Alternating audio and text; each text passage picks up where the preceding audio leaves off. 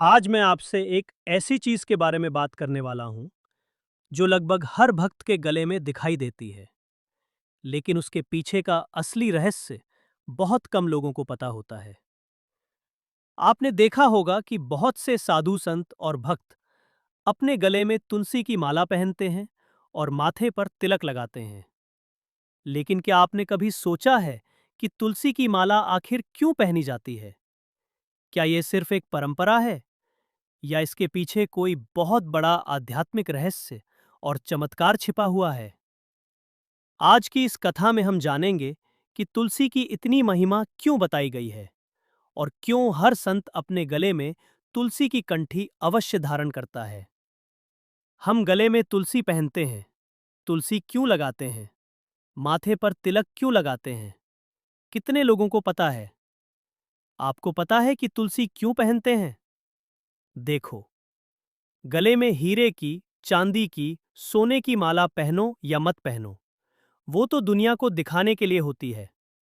लेकिन हमारे गले में तुलसी की माला और रुद्राक्ष की माला अवश्य होनी चाहिए। यह ब्रह्मकाष्ठ है। यदि यह गले में पड़ी है तो जीवन में कोई बड़ा संकट खड़ा नहीं हो सकता। यदि तुलसी की माला गले में पड़ी है तो समझ लो कि तुम भगवान से जुड़े हुए हो। तुलसी की इतनी महिमा है महाराज कि जितनी कही जाए उतनी कम है।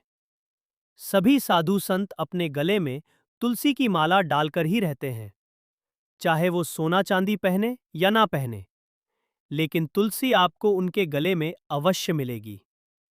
तुलसी से इतना प्रेम क्यों है? क्यों भगवान को तुलसी अत्यधिक प्रिय है? भगवान भी सारे कार्य छोड़कर तुलसी को सबसे पहले ग्रहण करते हैं।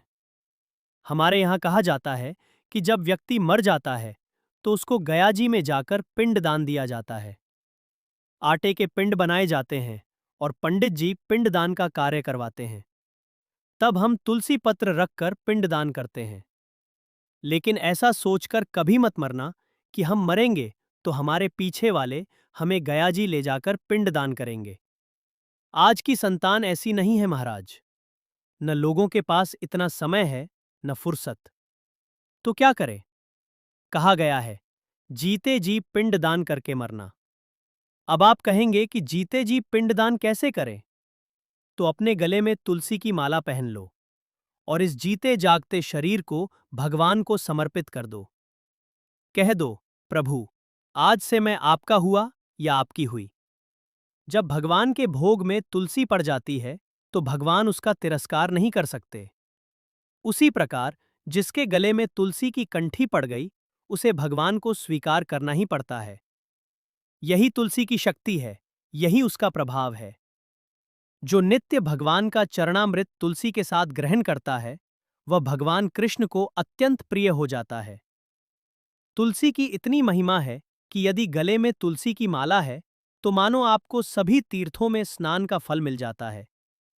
सुबह जब आप स्नान करते हैं और तुलसी की माला से जल शरीर पर गिरता है तो गंगा, यमुना, ब्रह्मपुत्र, पुष्कर और प्रयाग के स्नान का फल मिलता है।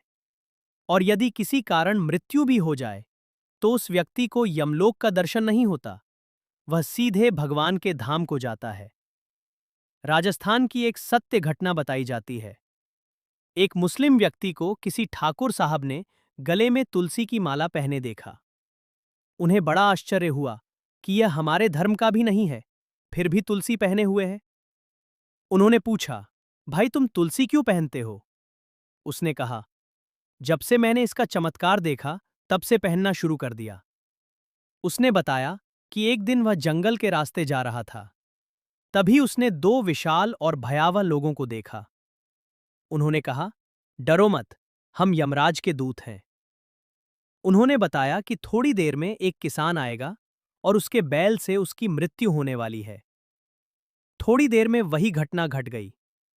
लेकिन जब यमदूत उस किसान के पास जाने लगे तो वे उसके पास जा नहीं पा रहे थे, क्योंकि जहां वह किसान गिरा था उसके नीचे तुलसी का पौधा था।